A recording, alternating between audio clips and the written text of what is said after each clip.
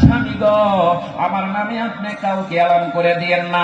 মা ফাতেমা যদি মৃত্যু হওয়ার পরে যদি চিন্তা করে থাকতে পারে, আজকে গৌলের সরের মা বোনেরা কি জিন্দা হয়ে ওই টাইট পেট কাপড় আরো লাগাইতে পারবে কি বাবাজি?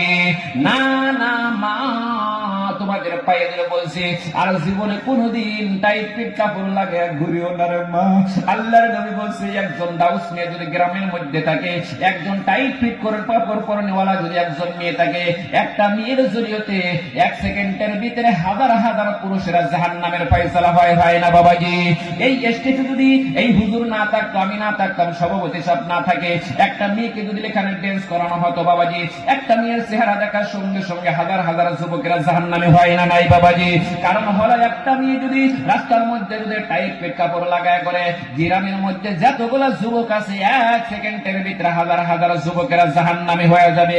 ওরে মা, তোমার পায়ে ধরে বলছে, আর জীবনে কোনোদিন টাইট পেট কাপড় লাগায় না রে মা। ও মা, জীবনে কোনোদিন তুমি ঘোড়ার মতন চুল কেটে